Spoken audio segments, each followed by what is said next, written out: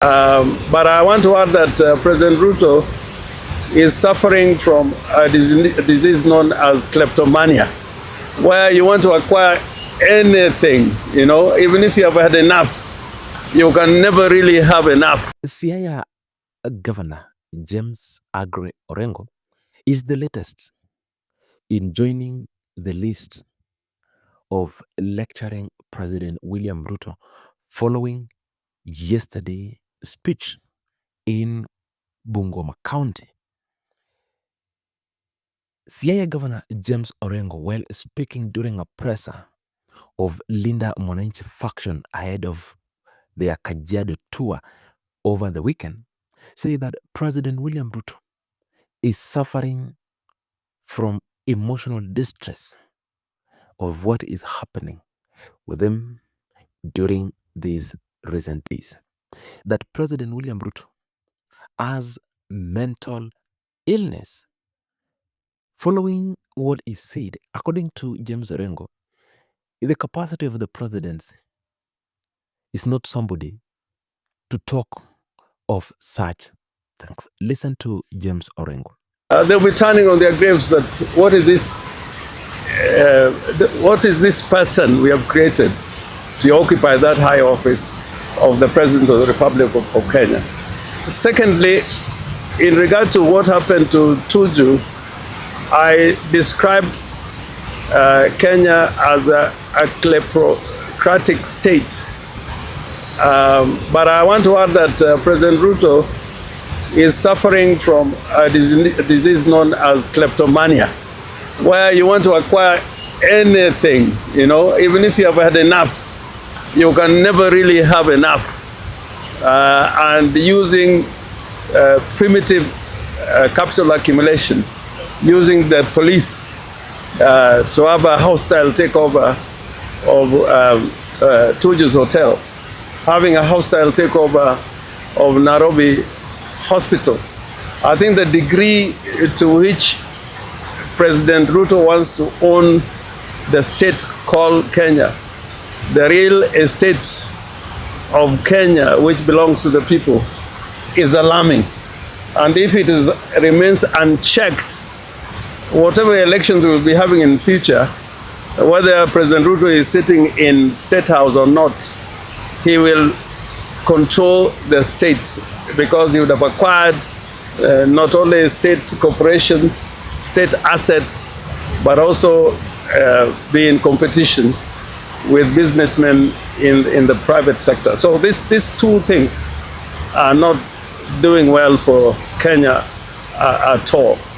And finally, I want to conclude by saying, Linda Mwananchi, we are fighting for the soul of the party called ODM, and they're also fighting to protect the legacy of Oburu Odinga.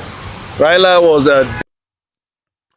James Orengo joined other leaders, including Dr. Fred Matiang'i, who asked President to at least have decorum in his speech, saying that he is the leader of the country and as the united opposition, including Matiang'i himself, respect the leadership of the country.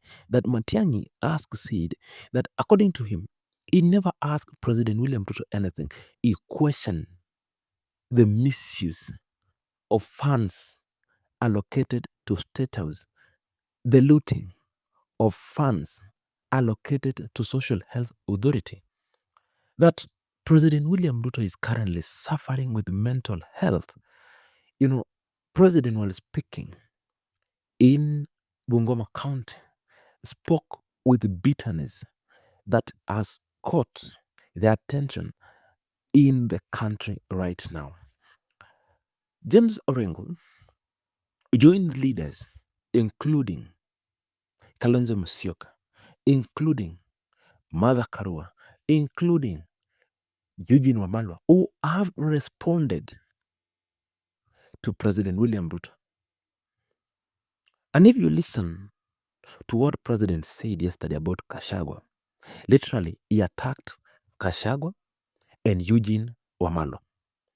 At least he used fair words while attacking Fred Matiang'i and Kalonzo Musyoka. But it is uncalled for. The political temperature in the country is very high. If the leaders of this country don't look at each other and consider, then we may end up burning this country for good. And that is what Siaya Governor James Orengo was calling on the president to reconsider his move before it is too late. That they cannot allow the country to be taken hostage. If further unleash and expose President William Ruto's dark plans ahead of the 2027 general election. This, it follows the expose done by NTV of the 2007 elections that now Agri Orengo is saying the government of the day, according to him, had a plan of rigging the 2027 election to see President William Ruto being re-elected to government again.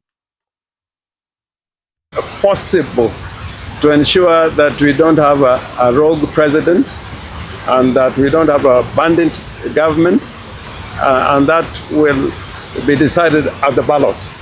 But if the Kenyans choose, it can also be done by other justifiable means, which, if you have read the law well and jurisprudence well, when there is an injustice and terror, you cannot wait for the ballot.